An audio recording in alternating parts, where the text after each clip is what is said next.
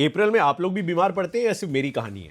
IPL का पहला 2 हफ्ता होता है, एक ना एक दिन मेरा विकेट गिरी जाता है और ऐसा एग्जैक्टली फिर से हो चुका है। I mean a bit frustrating. Antibiotics, दुनिया भर की चीज़ें, बुखार, जुकाम, खांसी, काढ़ा, हल्दी पानी, ग्रीन टी के सिप्स लिए जा रहे हैं, छुट्टी लेनी पड़ गई। लेकिन जब मैंने सोचा कि वीडियो छोड़ देते हैं यार आज के दिन, फिर याद आया मुकाबला तो बड़ा है ही, मुंबई इंडियंस और रॉयल चैलेंजर्स बेंगलुरु का, जिस पे बात करेंगे। लेकिन खबर बहुत बड़ी आई है और वो ये है कि जसप्रीत बुमराह, हमारे जस्सी भाई, जिनसे हमने अर्जी डाली थी कि आप प्लीज वापस आ जाइए, वो फाइनली वापस आ चुके हैं। महिला जयवर्धने ने कल प्री मैच प्रेस कॉन्फ्रेंस में इस बात की पुष्टि की। जसप्रीत बुमराह अवेलेबल रहेंगे इस मुकाबले के लिए। नेट्स में खूब अभ्यास भी किया, यॉर्कर भी डाले, रोहित शर्मा को भी गेंदबाजी की, खूब तंग भी किया लोगों को।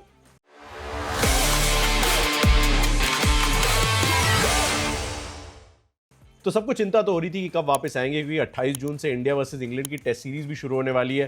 तो आईपीएल में दिखेंगे या नहीं दिखेंगे। तो अब इस सब को साइड में रख दीजिए और भले ही आप बीमार हो मेरी तरह या फिर आप ना हो, टचवुड जरूरी है, हेल्दी रहना बहुत जरूरी है। जसप्रीत बुमराह की हेल्थ जो है वो नेशनल इंटरेस्ट और नेशनल डिबेट का एक इशू बन चुकी थी। Him coming back is the biggest story I can give you. अब जसप्रीत बुमराह खेलने वाले हैं रॉयल चैलेंजर्स बेंगलुरु के खिलाफ, तो वहीं से इस कहानी की शुरुआत करते हैं, क्योंकि जसप्रीत बुमराह की आईपीएल की कहानी की शुरुआत भी आरसीबी के खिलाफ ही हुई थी। आरसीबी के मैदान यानी कि चिन्नास्वामी स्टेडियम में अपना पहला ही ओवर डाल रहे थे आईपीएल के इतिहास का। 2013 की ये बात है, यानी 12 साल पहले। सामने थे विराट कोहली, सचिन तेंदुलकर और रिकी पॉन्टिंग, दोनों मुंबई इंडियंस की उस टीम का हिस्सा थे। दोनों ने खूब सारी एडवाइस दी जसप्रीत बुमराह को। कुछ लोगों ने कहा यार इनका थोड़ा सा ऑकवर्ड एक्शन है। सचिन तेंदुलकर ने भी उन्हें थोड़ी सी हिदायत दी। सामने विराट कोहली है जो कि वर्ल्ड कप विनर ऑलरेडी रह चुका था तब तक। तो उन्होंने कहा भाई तुम अपने बल्लेबाज को देखो, तुम बल्लेबाज के नाम को मत देखो। ये एडवाइस जसप्रीत बुमराह ने खुद कहा था, सचिन ने उन्हें दी थी उस पहले ओवर की पहली गेंद से पहले। थोड़ा सा कभी कभी टाइम लगता है एडवाइस लेने में। पहली बॉल शॉर्ट एंड वाइड, चौका, स्लैम कर दिया कवर्स के थ्रू विराट कोहली ने। होता है, विराट कोहली सामने खड़ा है, होता है। पहली गेंद पहले ओवर की आईपीएल में डेफिनेटली होता है। दूसरी गेंद थोड़ी सी बेहतर, फिर से चौका। 2 गेंदें 2 चौके। विराट कोहली ने सारे जवाब ढूंढ निकाले इस ऑकवर्ड एक्शन वाले बॉलर के खिलाफ।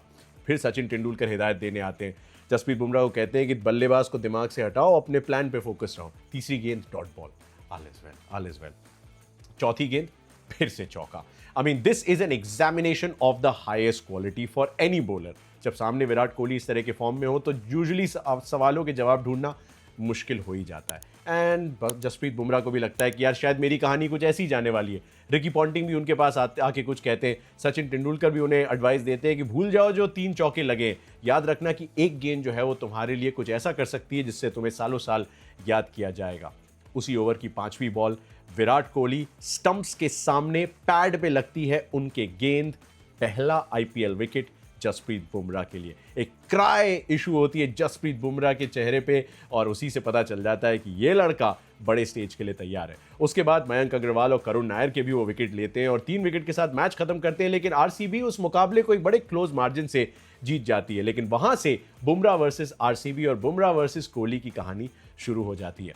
अब मैं उसी से शुरू करना चाहूंगा, क्योंकि बुमराह की वापसी आरसीबी के खिलाफ इतने समय के बाद थोड़ा सा एक पोएटिक मोमेंट तो ये है ही। उसके अलावा 2015 से रॉयल चैलेंजर्स बेंगलुरु कभी इस मैदान पे जीत नहीं पाए। 2015 में वो मुकाबला जब जीते थे तब रोहित शर्मा भी थे, तब लसित मलिंगा भी थे, तब जसप्रीत बुमराह भी थे और तब हार्दिक पांड्या भी थे। तो ये 4 सर्वाइविंग मेंबर्स तो मुंबई इंडियंस में अभी भी हैं। हालांकि लसित मलिंगा ने वो कोच की हैट पहन ली है। मैदान होगा वानखेड़े का। जसप्रीत बुमराह सिडनी टेस्ट के बाद दिखे नहीं है। वो लोअर बैक में जो थोड़ा सा स्ट्रेस इंजरी का इशू आया था उसकी वजह से थैंकफुली सर्जरी नहीं करानी पड़ी है। 2023 में उन्हें सर्जरी करानी पड़ी थी, पूरा आईपीएल का सीजन मिस किया था। लेकिन हकीकत यह भी है कि कमबैक इतनी खूबसूरती से किया कि 2024 में आईपीएल में मुंबई के टॉप विकेट टेकर रहे। मुंबई के लिए ही उन्होंने 20 विकेट लिए 13 पारियों में। उसमें एक फाइफर भी था और वो फाइफर कब आया? जब पिछली बार एमआई और आरसीबी की मुलाकात यानी 2024 में हुई इसी मैदान पे। So another little poetic moment for you guys कि जस्सी भाई वापस आ रहे हैं और आरसीबी को अच्छी तरीके से जानते और पहचानते और काफी सारे ऐसे बैटर हैं जिन्हें वो अपने स्पीड डायल पे कॉल करना भी जानते हैं। पिछली बार जब मुंबई इंडियंस और आरसीबी की मुलाकात हुई थी तब भी जसप्रीत बुमराह ने लिया था विराट कोहली का विकेट। कप्तान फाफ डू प्लेसी और दिनेश कार्तिक के बीच में एक अच्छी साझेदारी चल रही थी। फाफ अपना अर्धशतक पूरा कर रहे थे। बुमराह ने एक बार फिर से उम्मीद जगाई।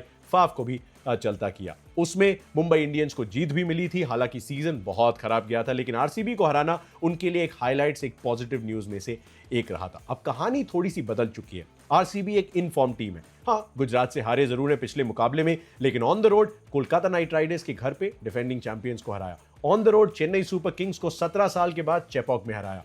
गुजरात से अपने घर पे हारे, लेकिन अब पहुंच रहे हैं वानखेड़े, जहां पे वो करना चाहेंगे जो 10 साल पहले यानी 2015 में इस टीम ने किया था। So may be today is the day that they make history as well. कुछ बातें कर लेते हैं about the key stories and all of that. Power play bowlers की जो है अच्छी भिड़ंत होने वाली है।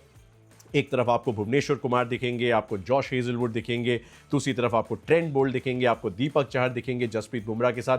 मुझे तो ऐसी लगता है कि पहले कुछ ओवर आपको दीपक चाहर और ट्रेंट बोल्ट के बीच दिखेंगे, और उसके बाद जसप्रीत बुमराह वैसे ही आएंगे जैसे कभी अपने डेब्यू सीजन में वो 5वां ओवर डालने आए थे जब सामने विराट कोहली थे। रोहित और विराट कोहली, दो मेगा सुपरस्टार्स भारतीय क्रिकेट के। इस मैदान पे एक्चुअली 4 बड़े सुपरस्टार आपको दिखने वाले। ऑब्वियसली जसप्रीत बुमराह जिनके बारे में हमने बात की, रोहित शर्मा जो मतलब जिनके बारे में हम क्या ही कहें, मतलब नी की इंजरी हुई थी पिछले मैच में, नहीं दिखे थे, लेकिन he also had a batting session in the nets, तो वो आपको अवेलेबल दिखेंगे इस मैच में। Virat Kohli doesn't need any introduction, had a very good start to this season.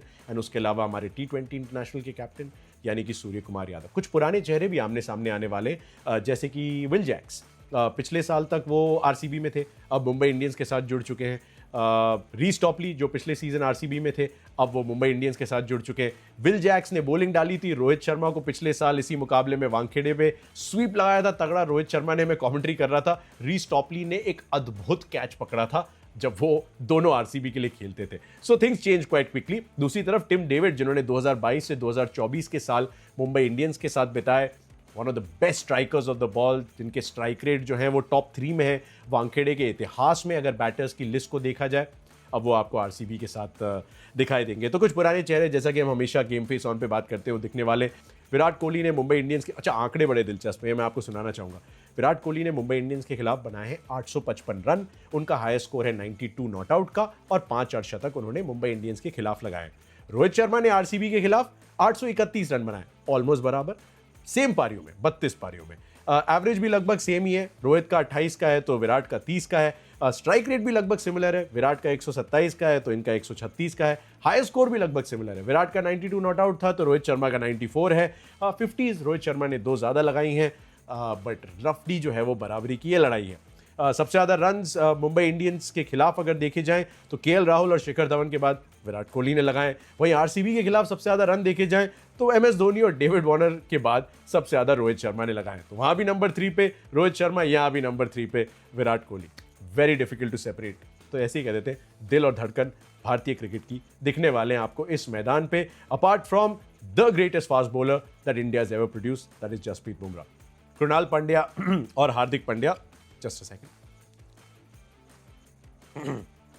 Sorry अगर इरिटेटिंग लग रहा है यार, आप लोग कोई दवाइयाँ सजेस्ट करना चाहेंगे तो बताइएगा। से एंटीबायोटिक्स तो शुरू कर दिए मैंने। बाय द वे, हार्दिक और कृणाल भी आई एम श्योर जब बीमार पड़ते होंगे तो एक दूसरे को थोड़ा सा दवाइयों में मदद करते पड़ेंगे, लेकिन आज दवाई नहीं, आज दुआ की ज़रूरत पड़ेगी उनकी फैमिली को, क्योंकि एक ना एक तो किसी एक पे भारी पड़ने वाला है। आंकड़े बड़े इंटरेस्टिंग हैं। कृणाल ने एक्चुअली हार्दिक पांड्या को एक बार आउट भी किया है 4 पारियों में। 16 रन भी हार्दिक ने बनाए, लेकिन गेंदें भी 28 खेली हैं, तो एवरेज तो कम है ही, स्ट्राइक रेट भी बहुत कम है। हार्दिक को फंसाने के लिए कृणाल पांड्या वो बाउंसर डालेंगे, ऐसा उन्होंने हमें कोलकाता नाइट राइडर्स के खिलाफ मिली जीत के बाद शो पे कहा था। I'd like to see that happen। लेकिन पंड्या वर्सेस पंड्या का फेस ऑफ जो है वो मेरे लिए battle to watch out for है, apart from Bumrah versus Kohli and all of that. RCB का टॉप ऑर्डर बोल्ट और चाहर के सामने होगा। विराट कोहली को ट्रेंट बोल्ट ने एक बार आउट किया है। फिल सॉल्ट को दीपक चाहर ने 2 पारियों में दोनों बार आउट किया है। फिल सॉल्ट फंस सकते हैं दीपक चाहर के खिलाफ। देवदत्त पडिक्कल जो नंबर 3 पे बैटिंग करेंगे आरसीबी के लिए, उन्हें ट्रेंट बोल्ट ने 3 पारियों में 2 बार आउट किया है। So these are some of the key power play battles, यानी कि पहले 6 ओवर में क्या हो सकता है। एमआई के बैटर्स अगर भुवनेश्वर कुमार के अगेंस्ट देखा जाए तो क्या संघर्ष है, क्या पॉजिटिव्स हैं। रोहित शर्मा को भुवनेश्वर कुमार ने 15 पारियों में सिर्फ 1 बार आउट किया है, बट रन बहुत ज़्यादा नहीं बनाए रोहित ने, तो थोड़ा बच के खेलते हैं। भुवी के पास वो स्विंगिंग एबिलिटी है, और under lights red soil surface थोड़ी बहुत साइडवेज मूवमेंट मिल सकता है, खासतौर से भुवी को, स्विंग के किंग है भाई। सूर्य कुमार यादव को भुवनेश्वर कुमार ने 7 पारियों में 1 बार आउट किया, बट वंस अगेन भुवी दोनों रोहित और सूर्या को ज़्यादा मारने नहीं देते हैं।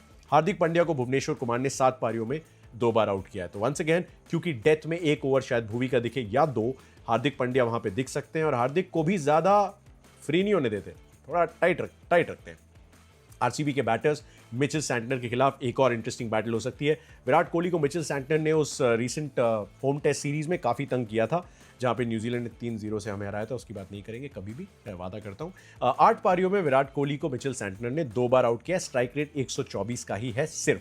फिल सॉल्ट को मिचेल सैंटनर ने 4 पारियों में 1 बार आउट किया है, तो मिडिल ओवर्स में ये बैटल क्रूशल होगी। तो अगर आप विराट कोहली फिल सॉल्ट को ले रहे हैं, जो आपको बिल्कुल लेना चाहिए क्योंकि दोनों अच्छे फॉर्म में और वानखेड़े एक बैटिंग पैराडाइज है और ड्यू आएगी भी बाद में, तो भी सेकंड बैटिंग करते हुए बुरा विकल्प नहीं है। पर मिचेल सैंटनर के बारे में भी आप सोच सकते हैं। मैं जैसे जैसे 12 बनाऊंगा आपको कैप्टनसी वाइस कैप्टनसी के भी ऑप्शन दूंगा हमेशा की तरह, और ये भी बताऊंगा कि क्या स्पिनर्स का रोल थोड़ा सा यहाँ पे हो सकता है, जहाँ पे अक्सर ये कहा जाता है भाई यहाँ तो रन बनेंगे, बनते हैं बट स्पिनर्स भी इफेक्टिव हो सकते हैं। ओपनिंग पार्टनरशिप का मुंबई इंडियंस के लिए स्ट्रगल रहा है, तो रायन रिकल्टन को मैं तो अपनी टीम में नहीं रखने वाला, इवन दो मुझे लगता है इसी सरफेस पे वो सबसे बेहतरीन खेलते दिखे अभी तक। 62 नॉट आउट उन्होंने बनाया था 41 बॉल्स में, नॉट आउट गए थे, वो ज़्यादा ज़रूरी चीज़ थी केकेआर के अगेंस्ट, वो यहीं पे आया था। But I may go with the RCB option for wicket keeper batter, क्योंकि मुझे ऐसा लगता है कि यहाँ पे थोड़ा सा खतरा है। तो मैं शायद जितेश के साथ जाना चाहूँ अगर आरसीबी पहले बैटिंग कर रहे हैं। अगर मुंबई पहले बैटिंग कर रहे हैं, मैं रायन रिकल्टन को टीम में रखने के बारे में सोच सकता हूँ। Rohit Sharma has to come good, 3 पारियों में 21 रन, उन्हें शोभा नहीं देते। पिछला मैच नी इंजरी की वजह से मिस किया था, इंपैक्ट इंजरी थी, ही इज़ एब्सोल्युटली फाइन। मैंने विजुअल्स में देखा बैटिंग कर रहे थे, खेलेंगे, बिल्कुल खेलेंगे। समस्या मुंबई के लिए नंबर 3 की हो जाएगी, क्योंकि पिछले मैच में नमन धीर आए थे बैटिंग करने नंबर 3 पे, अच्छी बैटिंग की थी, उन्होंने ताबड़तोड़ रन बनाए थे।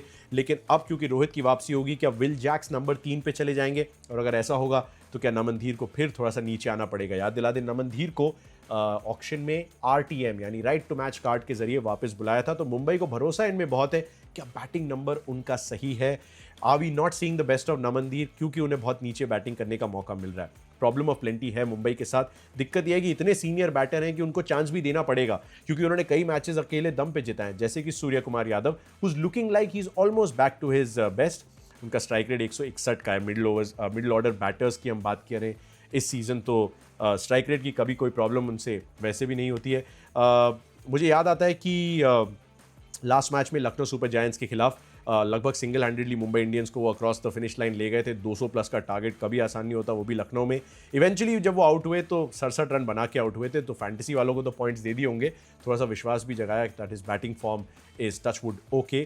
तो सूर्या से कोई शिकायत नहीं, और आरसीबी के खिलाफ खूब रन बनाते हैं। पिछली 4-5 पारियां देख लें तो 52 of 19, 83 of 35, what an innings that was, 83 of 35, 15 और 16 एबरेशन मान लेते हैं, कभी कभी होता है। 68 नॉट आउट ऑफ 37, यानी 3 अर्शतक पिछली 4 पारियों में आरसीबी के खिलाफ आईपीएल में।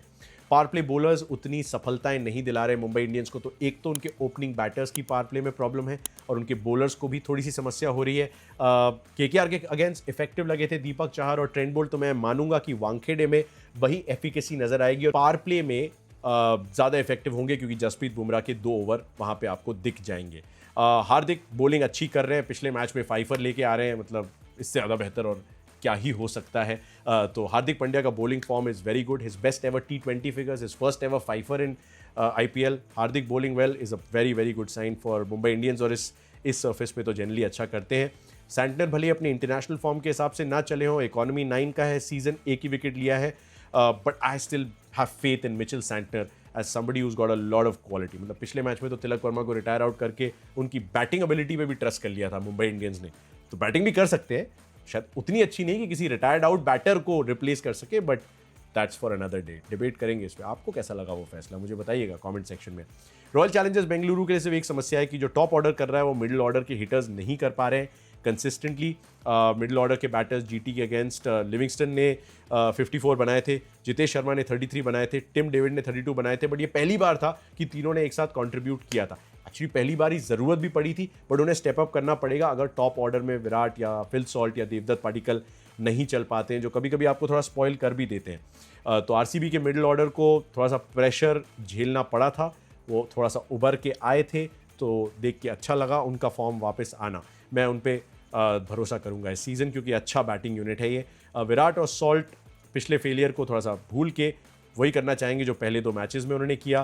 पावर प्ले में ज़्यादा रन्स नहीं गंवाना चाहेंगे, क्योंकि बेस्ट इकोनॉमी अभी तक उन्हीं का रहा है 7.3 का, आरसीबी का पहले 6 ओवरों में उसको कंटिन्यू करेंगे because that is a very very good record to have. Power play जीतो, मैच जीतो की कहानी रही है थोड़ी सी। अभी तक जितने मैचेस हुए हैं उसमें से 80% मैचेस उन टीमों ने जीते हैं जो कि पहले 6 ओवर में या तो ज़्यादा रन बनाते हैं या ज़्यादा विकेट लेने में सफल होते हैं। Very crucial phase of the match, इसलिए आपको मिस नहीं करना चाहिए।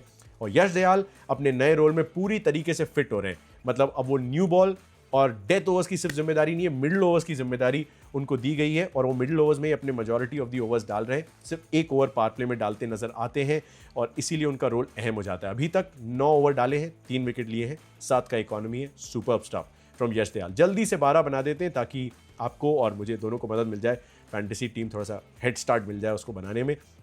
मुंबई इंडियंस लाइकली 12, रोहित शर्मा वापस आएंगे, रायन उनके साथ, रायन रिकल्टन ओपन करेंगे, वो विकेट कीपर भी होंगे तो पॉइंट्स ला सकते हैं विकेट कीपर। विल जैक्स 3 पे, 4 पे सूर्या, 5 पे तिलक माइंड से निकालना पड़ेगा, वो रिटायर्ड आउट। 6 पे हार्दिक, 7 पे नमनधीर, 8 पे मिचेल सैंटन, 9 पे चाहर, ट्रेंट ऑन 10, 11 पे Jasprit Bumrah, the best news possible, और 12 पे विघ्नेश पुथुर आपको नजर आएंगे। अश्विनी की जगह जसप्रीत बुमराह आएंगे। इन केस यू वंडरिंग कि अश्विनी कहाँ गया भाई, वानखेड़े में ही तो 4 लिए थे। तो ये मेरे हिसाब से टीम रहेगी उनकी। अगर अश्विनी को लाना है तो इंटरेस्टिंग चॉइस हो सकती है कि अगर मुंबई पहले गेंदबाजी कर रही है तो क्या उसके बारे में सेकंड गेंदबाजी कर रही है तो क्या उनके बारे में सोचा जा सकता है instead of Vignesh Puthur. That could be the only decision that they have left to make. Rohit coming back, Bumrah coming back after the Sydney test, long time. RCB की likely 12, Phil Salt, Virat Kohli, Devdutt Padikkal, ये 3 नहीं हिलने वाले। रजत पाटीदार ग्लोरियस बैटर यार, मतलब ब्लेस हिम, अच्छा करता रहे हमारा एमपी का लड़का। 4 पे, नंबर 5 पे लियम लिविंगस्टन, रन आए थे पिछले मैच में। जितेश शर्मा रन बनाए थे पिछले मैच में। 6 पे रहेंगे वो। 7 पे कृणाल पंड्या अगेंस्ट हार्दिक पंड्या, अच्छी बैटल। 8 पे Tim David versus his former team Mumbai Indians. 9 पे भुवनेश्वर कुमार, 10 पे जॉश हेजलवुड, थोड़े से अंडररेटेड कमोडिटी है। वानखेड़े की सर्विस पे एक्स्ट्रा उछाल मिलती है। Watch out for Josh Hazlewood in the first 6 overs, he could be very dangerous. Josh Hazlewood के बारे में आप सोच सकते हैं अगर आरसीबी पहले गेंदबाजी कर रही है। 11 पे यश दयाल और 12 पे रसिक सलाम की जगह मुझे ऐसा लग रहा है कि सुयश शर्मा आ जाएंगे। जैसे मुझे थोड़ा बुरा लगता है नमनधीर के लिए जिन्होंने 24 गेंदों में 46 बनाए थे, नंबर 3 पे बैटिंग करके उनका वो नंबर नहीं आने वाला। वैसे ही सुयश के लिए भी थोड़ा सा बुरा लगता है क्योंकि जब आपके कृणाल पंड्या या फिर कोई और स्पिनर वो काम कर जाता है तो, और रसिक सलाम जैसा एक ऑप्शन जो है पेस बॉलिंग ऑलराउंडर का दिया जाता है, तो आप थोड़े से lower down in the packing order चले जाते हैं। But I have high hopes for him क्योंकि मुझे ऐसा लगता है कि जेन्युइनली यहाँ पे एक स्पिनर की जगह जो है वो बन सकती है। और I'd like to see Suyash Sharma get an opportunity, even though generally spinners को मार यहाँ पे पड़ती है। थोड़ी सी स्मॉल डायमेंशन है इसलिए भी है। 4 200 प्लस IPL टोटल हुए हैं वानखेड़े में 2024 से। 2 जो है वो एक ही मैच में हमें मिले थे। जो टीम बैटिंग फर्स्ट है वो 8 में से 4 मुकाबले जीती है, बट कैप्टन हमेशा चेस करने का ही फैसला लेते हैं। इनफैक्ट जो टीम टॉस जीती है उसने बॉल फर्स्ट करने का ऑप्शन हर IPL के मैच में लिया है 2024 से। तो ये तो बेसिक आंकड़े आपके लिए, ये basic 12 captaincy vice captaincy. Virat अगर पहले बैटिंग कर रहे हैं उन्हें कैप्टन की तरह आप ले सकते हैं। अगर विराट सेकंड बैटिंग कर रहे हैं तो आप जसप्रीत बुमराह को कैप्टन ले सकते हैं। और वाइस कैप्टनसी के रूप में अगेन विराट और बुमराह के बीच में एक बढ़िया सा आपके पास ऑप्शन है। अगर थोड़ा सा कुछ अतरंगी सोच रखना चाहते हैं तो आप हार्दिक के बारे में भी सोच सकते हैं। थोड़ा सा वो अल्फा मेंटालिटी है उनमें, बड़े मैचेस में इंपैक्ट डालने की वो काबिलियत है उनमें। उसके अलावा why not Will Jacks against his former team, सोचा जा सकता है। थोड़ी बहुत स्पिन गेंदबाजी भी करते हैं तो इंटरेस्टिंग होगा देखना। In all of this, Bumrah coming back, big story. Rohit Sharma coming back to full fitness, big story. Virat Kohli और AB डिविलियर्स ने मिलकर 2015 में आखिरी बार आरसीबी को वानखेड़े में जिताया था। 215 रनों की वो पार्टनरशिप थी। मुझे मैच इतनी अच्छी तरीके से याद है।